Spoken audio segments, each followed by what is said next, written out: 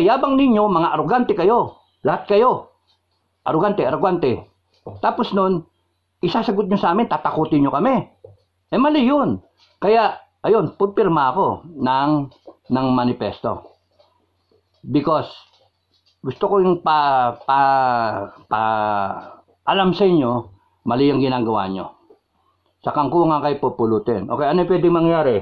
Malinaw na yung malinaw na yung manifesto. May Facebook link, no? Makita yung picture doon, nandun ako, kadete ko, nandun katabi ko si Apo, FEM Senior. Katabi kami. Bastusin nyo ako, parang binabastos nyo yung tatay.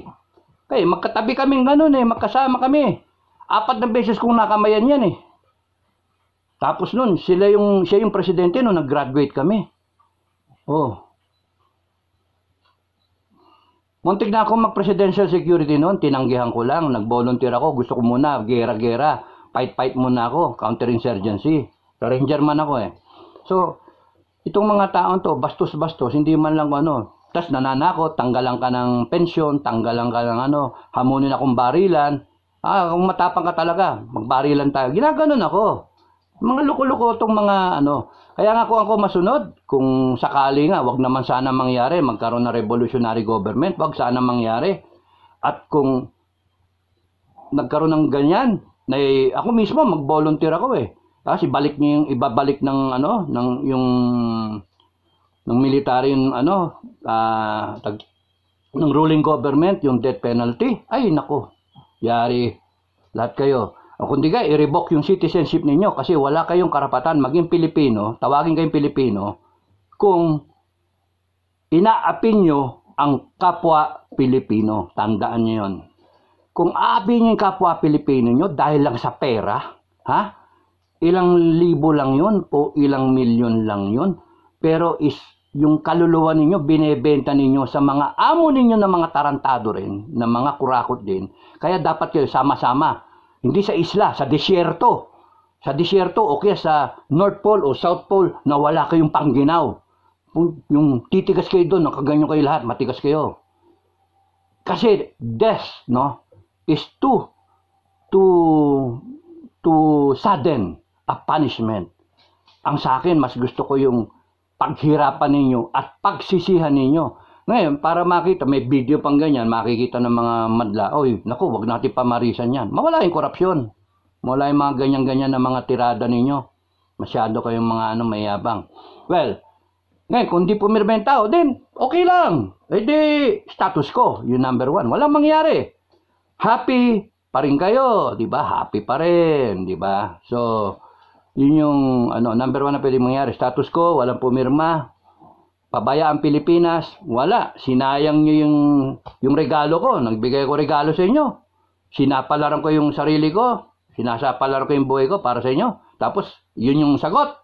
Walang pipirma. Tama na yung 6,000. Tama na yung 6,000. Tama na yung 10,000. So, okay lang. O di, tuloy tayo, 2028.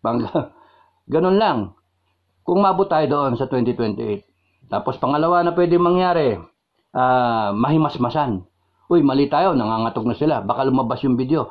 So, simula't mula pa, pinaglalaroan na tayo nila, na budol nga So, ang tanong nga, yung laro na, who wants to be a millionaire? Lahat sila, we want to become a millionaire. Kami. O sige, gawin mo yung gusto kong mangyari, Yes, sir. Yes, ma'am. Yes, ma'am. Kung ano yutos, yun yung ginagawa. Kaya nga, who wants to be a millionaire? Kaso, naging delikado na, tsaka mabigat na yung mga tanong, yung mga nagtanong na isang tao, 1.8 billion, saan galing yun? Saan gagawin? May sukli ba? Ganun ba? Marami ng tanong. Legal ba yung Resolution 10? etc. Tapos, si BBM, tinatanong na ngayon, anong tugtog? Ang tugtog, hindi niya alam. Hindi niya maalala, nasa dulong dila niya. And now, the end is near. Yun ang sabi ko sa interview. So I paste the final curtain. Ano yun? Hindi ko alam. Tapos sabi ng announcer, BBM, meron ka pang isang lifeline. Meron pa isang lifeline. Call a friend. Tawag ka. Hello, Inday Sara. Pwedeng magpatulong sa'yo. Kasi i-reverse ko yung situation, natatalo ko, pero i-reverse ko yung situation para makatapos ako ng hanggang 2028. Hello, Inday Sara? Ano yung pangalan ng tugtog? Tapos pinapatugtog nila. Kay Sara kung ano yung sasagot niya. Paano sumagot si Sara? Last year, last Christmas, I gave you my heart. Parang yan. Oh, yun ang kinakanta ni Sara. Ay, nako. This year. Oh, di ba? May sinulat akong lyrics dun eh. Last Christmas, I gave you my heart.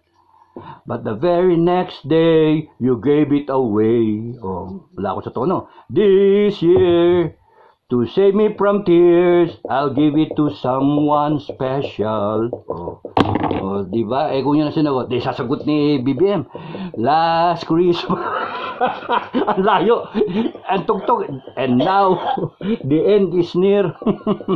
So, ang point, number 2 na option na pwedeng gawin ni BBM, Malacanang, reverse the situation. You're on a nosedive. I-reverse yung situation. Stop being arrogant. Start hearing the people. Wag niyong, you call off all your minions, no? You call them off. Because if you continue to do that, I'm telling you, I'm really telling you, seriously, you will not finish your term. Hindi kayo makakatapos. Kasi yung ginagawa nyo, kabobohan. You are creating enemies in a situation na kailangan ninyo ng kakampi. Kinakailangan nyo ma-reverse yung iniisip ng tao. Ang tao iniisip, abusado kayo, magnanakaw kayo, mga arrogante kayo, mga abusado talaga kayo. Yun yung iniisip ng tao. And then, durugista pa kayo. Yun na nakakatakot doon. Because we will not allow. Ako mismo, I will not allow. That's why I am shouting out. Shout out, ayoko nang nagdudurog na presidente. Kahit question mark lang yun. Hindi pwedeng isa lang, hindi mo pwedeng itaya yung kinabukasan ng anak mo on the premise na nagdudurog ba yung presidente o hindi. Hindi, sa akin, absolute yun. Absolute yun. Pagka naisip na may singaw na nagdudurog ba ang presidente tapos walang salita galing sa Malacanang, totoong dating nun eh. Kaya, teka, bakit nyo pinaabot ng ganun? Nag-iisip na ako ng, teka muna, baka kinokontrol ka na ng mga mafia, kinokontrol ka naman ng mga drug lord. Magiging business hub ng droga ang Pilipinas sa Southeast Asia. Pag the moment na mangyari yon, hindi lang yung 1.8 billion na tinatanong ni Caselis, hindi lang yung 5.7 trillion pesos na budget ang kinakatakutan nyo na nagagastos ng mga to para masunod yung gusto nila. Payat ang 5.7 trillion dollars. Dollars ha? So 5.7 billion pesos. 5.7 trillion dollars. Because they're going to operate in the whole of Asia. And tama lang magkaroon ng hub ng production ng droga dito sa Southeast Asia, sa Indo-Pacific. No? Sa Pilipinas. Because very loose ang laws, nababayaran yung mga politiko, nababayaran ng law enforcement. That's why we have to stop that. Yung gano'n ng ano ko. Gano'n ka serious. Yun yung ano natin. Okay, kung tatawag siya ng call a friend, pwedeng mabago. Kasi depende na yon kay Inday Sara. Depende na sa kanila yon. Bakit naman? Apo, BBM. Bahala sila mag-usap. Number 3, ang isang pwedeng gawin ay mag-resign siya voluntarily. Bakit magre-resign siya? Because nakita niya may pressure na ngayon sa armed forces at sa mga retired na military men at saka sa taong bayan, pinakamalaga. Why? Milyon-milyon yung pumirma. Sabi ko nga 31 million, pumirma lang dyan yung kalahati, wala na siyang mandate. Because mas maraming mandate yung Vice President, 32 million yung kanya. So, ma-offset lang yun. You have a new president, Sara. Mag-withdrawal ng support yung mga botante. Why? Because yung mga botante nabudol. Nabudol, hindi ganyan yung Pilipinas na gusto. Tapos arugante pa kayo sa Malacanang, arugante pa kayo mga sip-sip buto sa presidente na hindi alam yung nangyayari. Tapos may nagpapatakbong iba na hindi naman binoto. So, yun yung mali. No? Yun yung mali. Kaya nga, delikado tayo. Kaya nga, kung maraming yung nag-sign, and we will know in the following days, kung magiging status quo tayo, and baka hindi sila mag number 2, reverse. No. Walang bumoto walang nagmanifest Ibig sabihin, tanga Pilipino. Wala Walang pakialam ang Pilipino. So, happy days are here again. Buong 2024, nakaw tayo. Hanggang 2028, nakaw tayo. Walang pakialam Pilipino. Okay lang yung resolution number 8, number 10. Walang makikialam. Oh. Happy. Sinong dito? Kuha, bayaran. Tapatan mo ng yan, 1 bilyon, budget mo sa kuha. Tapatan mo yan para lahat sila. Ano ang gagawin? Tapos kung hindi ba tanggapin yung pera, papapatay ko kayo. Coercion. Yun yung nangyayari. Ano yung ginagawa ng pananakot? Sinisimulan na nila. Sinisimulan sa akin. Hahamunin akong barilan. Ano yun? Mga gunggong tong mga to. Kago. Sira ulo. Okay. Suggestion ko doon sa mga troll. Panoorin nyo kasi yung video ko. Panoorin nyo. Huwag kayong mag-skip ng ads, ha? May mga troll. Huwag kayong mag-skip ng ads. Mula video number 1, Pinoy Survivor video 1, hanggang 110. Panoorin nyo lahat yun. Para makilala nyo kung sino ko. Di ba? Mga troll. Mga loko-loko kayo. Tapos doon so number 3, na mag-resign siya voluntarily because nakita nagalit na talaga yung tao. He doesn't have the mandate. The people says and claim and declares that you have betrayed public trust. And we want VP Sara to be the president to finish your unfinished term. Siya ang magsaserve ng remaining time ng unfinished term mo. Ganon. And it will all depend now on the will of the people. And that's how important it is. Kung hindi kayo concerned, nasa inyo yun. You want number 1, status quo. By the time na 2028, all agencies would have been corrupted. Even the armed forces and the PNP. It will be corrupted because money will play. Mahati yan and all that. Kaya nga, these agencies, AFP and PNP, should remain intact. Yun lang ang request ko sa mga commander. Kayong mga top officers ngayon, intact dapat ang organization nyo. Huwag nyo hayaan na makorrupt yung agencies, no? Yung agency ninyo, yung institusyon. Because iniwanan niya ng mga retired, sundalo man na pinakamababa hanggang sa mga general, iniwanan niya na matino. No? Ilan yung dinaanan na sa panahon natin, sa buong Pilipinas, mula no 86 hanggang ngayon, hindi tayo nagkaroon ng military junta, hindi tayo naging oppressive sa mga tao. Pino-protect natin yung mga tao sang-ayon sa Constitution. The military, the AFP, is asked by the Constitution to defend the state and the people. Okay, wala yun, state and people. But pagka nag-oppressive na yung state against the people, sino de-defend ang military? Yung state ba o yung people? Sino yung gumawa ng Constitution? Yung people. Tayo! Kaya di dapat tayo matakot. Ngayon, if they will use the military to oppress the people, matatapos sila. If they use the law to oppress the people, which they are using now, no? Yung legalities ng all na tatakutin. Ano yung sinasabi? Sedition at saka rebellion. Ay, nako. Armed yun, armed. Tsaka wala na sedition. Nirepeal na yung revised penal code na may sedition, mga clause. Nirepeal na. So, rebellion, armed. Ano ginagawa natin? Keyboard. Manifesto. Sinasabi yung gusto natin. Magpapatakot ang tao. Sige, bahala kayo. Doon tayo sa status quo, number 1, na who wants to become a millionaire? Sali kayo doon. Who wants to become a millionaire? Okay, so pwede siya mag-resign voluntarily.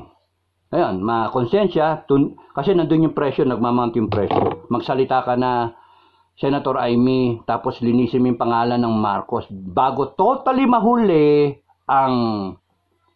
lahat. And then, matatandaan ng tao yung Marcos is wala talaga. Yun yung pressure.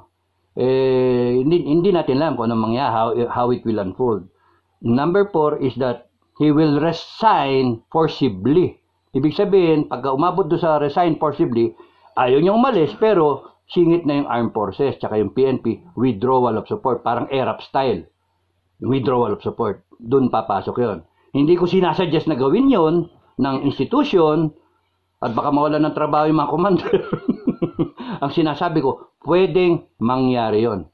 Yun yung mga pwedeng mangyari. Nasa 4 na tayo. Number 5, defend his presidency. Pwede mangyari yon. Hindi, akong binoto. Experience ko na yan. Nung sa tatay ko, alis kami. Tapos dinala kami sa Hawaii. Gusto ko lumaban eh. Sabi ko nga nun, I will defend Malacanang. Sabi niya ganon. Pero kung titignan mo, kung may mga loyal sa kanya, defending Malacanang is out of the question. Mahirap yon. It would be better for him na umalis siya sa Malacanang, withdraw sila sa norte. Kasi nandun yung kanilang bailiwick. And if that happens, he will put a lot of people in danger. And that tells you, wala siyang kwentang tao. Wala siyang kwentang presidente. Yung tatay niya, umalis talaga. Wag lang magkagera sa Pilipinas. Wag lang magkapatayan yung dalawang partido. Hayaan mo na. Okay, manalo si Cory. Let her run the government. Yun yung sabi ng tatay.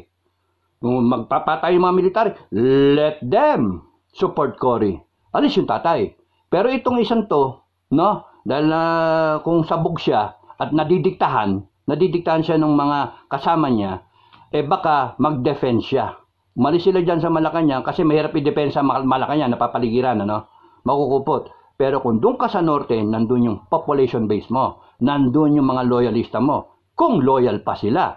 Kaya nga yung mga Pilipino, mahalaga, alam ninyo yung nangyayari, hindi pwede yung forever loyal ka. Loyal. Loyal akong Marcos, loyal akong Duterte. Hindi pwedeng ganon. Ang dapat, ang loyalty ninyo, Pilipinas. Nagkataon lang si Duterte, tama yung ginagawa sa pananaw ng mga Pilipino. At saka kung titignan mo, yung ebidensya, magaling si Duterte. Makatao si Duterte. Kaya nandun yung following niya na hindi pwedeng gibain ng mga loyalista dito sa kabila. Ngayon, kunyari nakita ng mga loyalist kay BBM, gago ko naman pala, kita mo mabinigyan mo ng pwesto, hindi mo naman kamag-anak, hindi naman taga dito. Tapos mahal pa rin yung bigas sa amin, mahal pa rin dito, mahal pa rin sibuyas, tinamaan din kami nun. Tapos may droga pa rin. So, nag-iisip yung mga tao at maraming mga bumoto kay BBM na nagko-question mark. Ba't ko ba binoto yung animal na yan? Hinayupak na yan. Bakit ko ba binoto? Kasi, yun yung problema. When it comes to politics, pwede nyo kalimutan yung mga personalities. No? Pwede nyo kalimutan yun. Ang dapat mas unang mahalaga sa inyo, yung bansa natin. Kaya nga, kung isipin mo, pangit yung magpapatayan tayo. Pangit yung magkakaroon ng uprising, ng forcible uprising. Pangit yung, sige, diyan kayo, dito kami, mahating Pilipinas. Pero kung titignan ninyo, nagkataon lang talaga, sa pananaw ko to, na ang mga Duterte ay malaki yung malasakit sa Pilipinas. Yun yung sa akin. Okay? That's why, I'd rather withdraw support from a president na binoto ko, BBM, na ang iniisip ko noon, hindi nagagawa ng kalokohan to, yung pangalan ng Marcos, kanyang i-deliver, kanyang i-recover, kanyang imamani siya ng mahusay para yung legacy ng Marcos, forever matatandaan at ituturo sa eskwelahan at nasa Pilipino na hanggang sa mga ninuno natin, yung Marcos name, matindi. Tatay, anak. Pero nangyayari ngayon, kitang-kita nyo naman yung ebidensya, kitang-kita nyo, nagsinungaling siya. Di ba? Nagsinungaling. Pinapayagan niyo yung nangyayaring pagnanakaw. Hinahayaan niyo yung mga smuggler, yung mga droga, at yung mga NPA. Hinayaan niya. So, something's wrong sa kanya. Kaya ako, mataas expectation ko kasi binoto ko siya. Now, hindi mo ginagawa yung expectation ko, sasamain ka talaga sa akin. Ako yung boss mo ako yung boss mo 31 million kami na boss mo, tapos ganyan, tapos ngayon tatakutin kami? Ha? Tatakutin nyo kami? Mali naman yun. Kami yung nagra-ratify sa Constitution, tandaan nyo yun. Kami, ang kailangan nyo para ma-ratify yung Constitution. Ibig sabihin, mas mataas kami sa Constitution.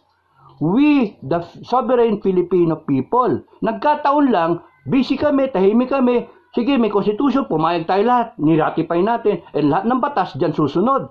Ang problema nga natin, yung mga politiko natin, ginaganon yung kinukutingting yung Constitution natin na babaguhin to favor them. And that's wrong. Kaya tayo nagsasalita. Pero ginagamit nila yung batas para takutin tayo. Para takutin. At the same time, para siguraduhin na mawala, matahimik yung mga tao. Bibilin pa ng pera. Pera ba nila pinambaba? Hindi, pera rin natin. Gisa sa sariling mantika. Okay. So, kung magwi-withdraw siya and then he will find a place to defend himself, kalaban niya armed forces na. Hindi tayo. Ewan ko kung may mag-volunteer dyan ng mga retired. But ang sigurado ko, you will die. Yun na sigurado ko. You will die. And you will face, no, the intense na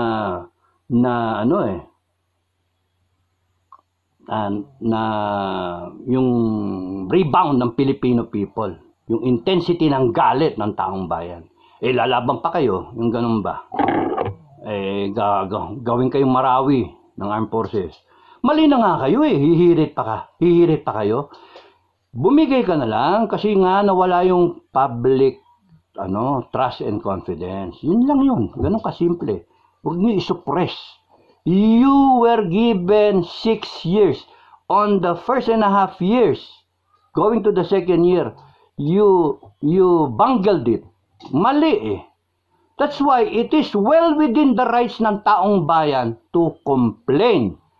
It is well within our rights to seek redress. Yung sagutin mo yung aming grievances.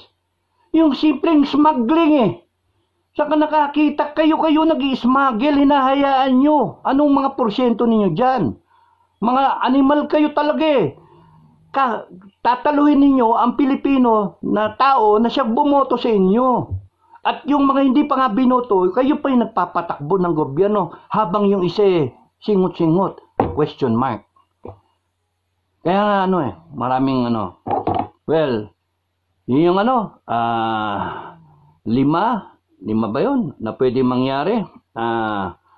Status quo, balik sila sa kanilang kaligayahan, na-stop nila yung rising na swelling na ng mga tao, sinasilence lahat, yung iba tinethreaten na patayin, at binabayaran nila yung mga agencies of government para supilin kayo. Tapos noon, pagka nawala kayo at nawala yung mga Duterte, happy days are here again. Who wants to become a millionaire? Milyonaryo silang lahat. Kayo, magdildil kayo ng asin. Because you are allowing na palagpasin yung opportunity ninyo. Sabi ko sa inyo nga ang regalo ko sa inyo yung natitira kong buhay, ang regalo ko sa inyo is may gagawin ako manifesto. Ayan, yan yung manifesto. So, nasa sa inyo yun. Okay? Sinabi ko sa inyo paano yung pirmahan. Nasa description box nito. Sa past vlogs.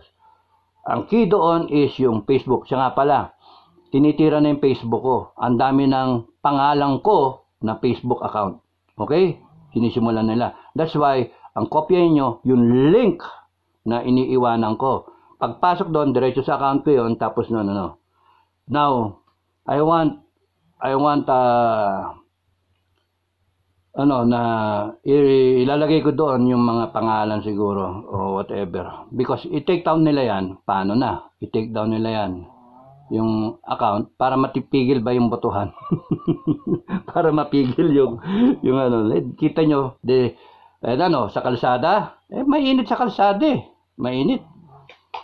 Yun yung ang sisiba ng mga to. Ay, hindi ko pa nilagay dyan. Pupunta sa kalsada mga tao.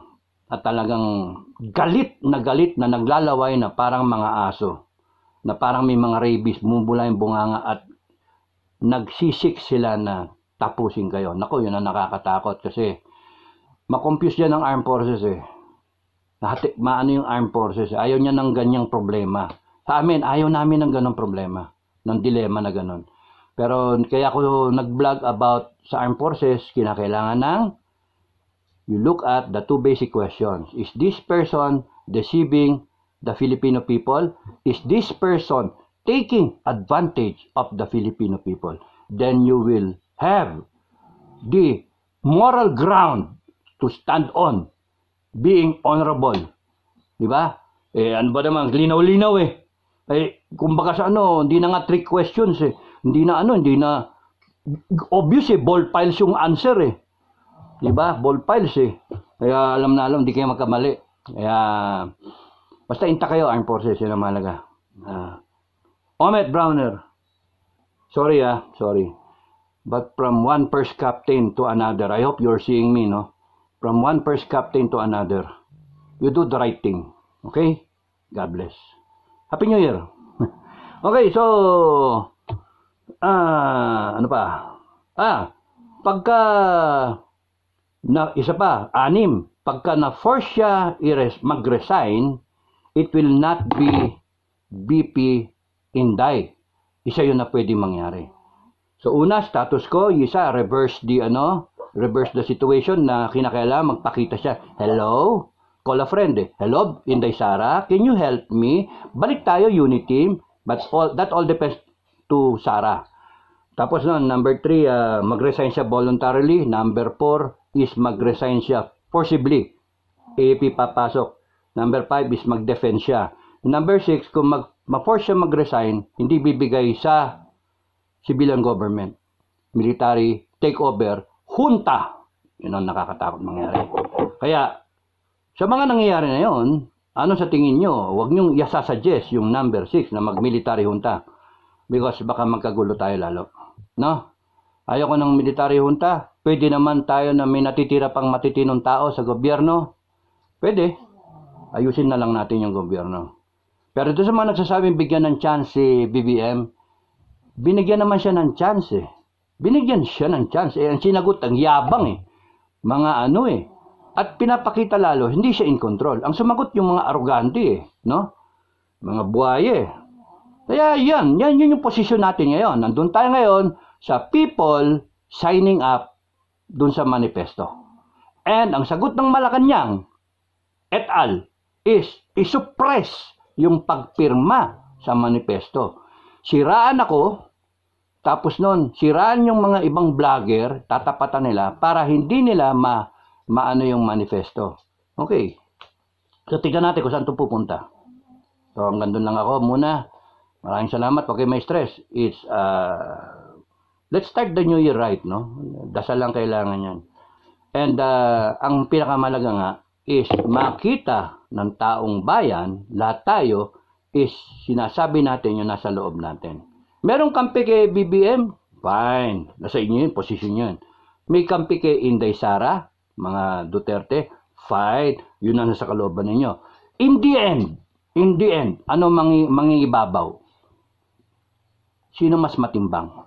Nasa demokrasya tayo Hindi pwedeng impose nung sobra sa mga BBM na, sobra, ano pang ginagawa ninyo? Bakit kayo ganyan? Mag-ano kayo? Yung ganun ba, they're putting words into our mouth para makasuhan. Hindi. Basta kami, gusto namin, peaceful. Sinabi namin, ang tigas ng ulo nyo, yabang ninyo, sisiba ninyo, magnanakaw kayo.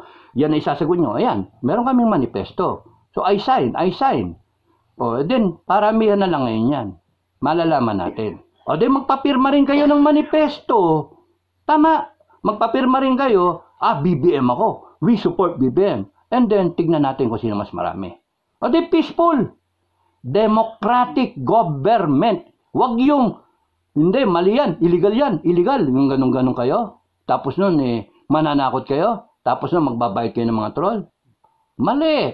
You're suppressing. Yun nga yung dahilan ng manifesto Lalo yung nakukumbisi yung mga tao na pumirma.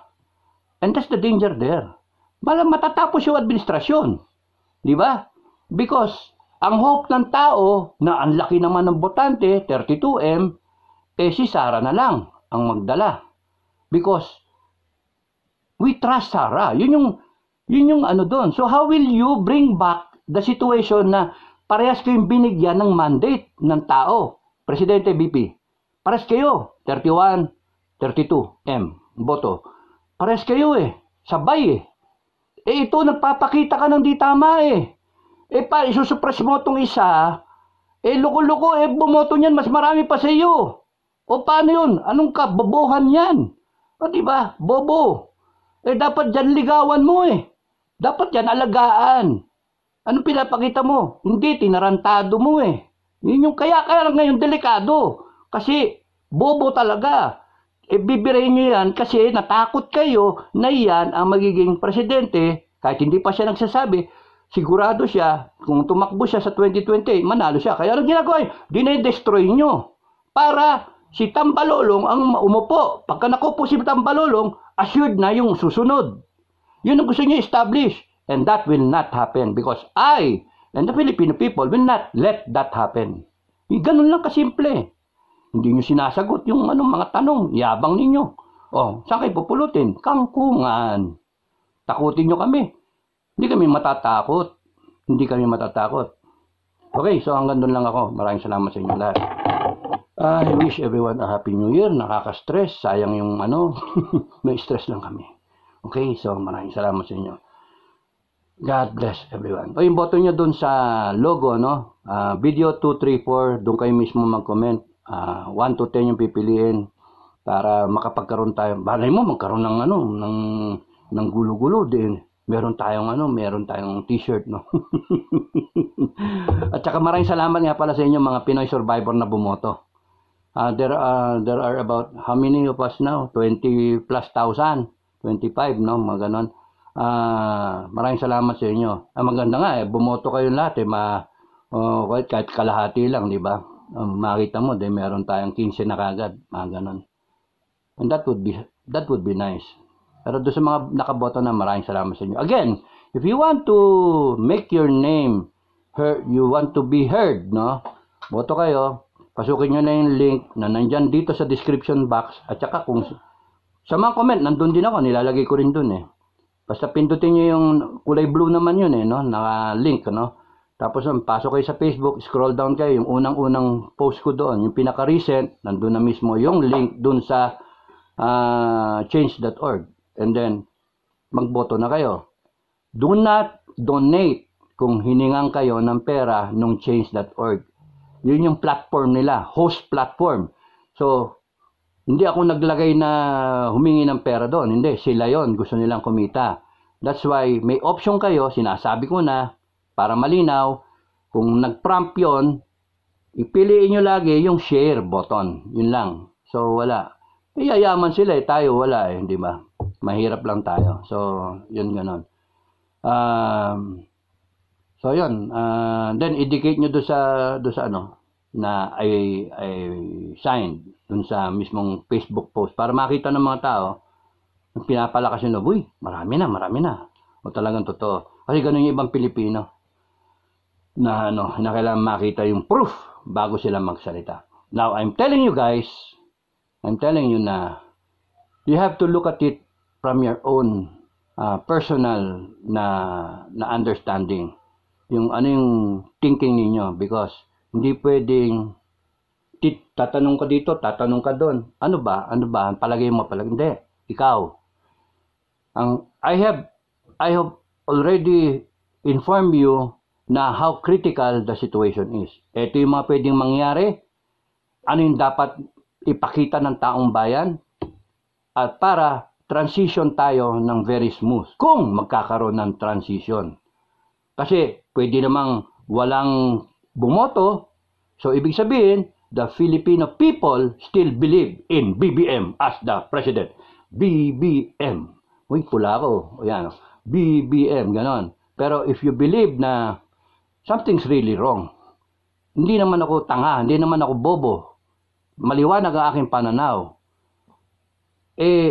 mali. Mali lahat ito. Yung nangyayari. May problema eh. Yung ginawa kong manifesto, generic na yon, generic. Kasi pagka hinimay mo isa-isa, hahaba. Mahaba na nga eh. So, sa akin, generic. So, incompetent, no? Yung maggarbo masyado, party dito, party doon. Anong pera ginagastos nila? Kung kanino kayo nagpapakain, kayo nagpapasasa, yung taong bayan naghihirap. Hindi nyo solbahin yung problema sa mga smuggler. Tapos yung droga bumabalik. Di ba ang tayong problema? Kaya nga, something's really wrong. That's why I'm withdrawing my support. Bakit ako nag-withdraw ng support? Because wala nang pag-asa. Ganun lang yun, kasimple. When there is hopelessness, diba? And helplessness, sinong tutulong sa amin? Ma-impeach ka. Yung Congress kakampi mo eh. O paano ka ma-impeach? Sasabihin, impeachment. O di kagawa sila, magbobotohan. Wala na, hindi ka na ma-impeach. Hindi ka pa pwede impeach. So another year na naman. Hanggang sa makatapos. By 2028, super lakas na kayo. Super yaman na kayo. Kaya niyong bilhin lahat ng tao. Pagka kumita kayo, may porsyento kayo sa drug money, goodbye Philippines. Ganun ang mangyari. Kaya, ako, farmer lang ako. Simple, farmer. Farmer, pagka nakakita akong damo, bago yan maging talahib, na kugon, na ang lit-lit ng ganyan usbong, bunutin ko na.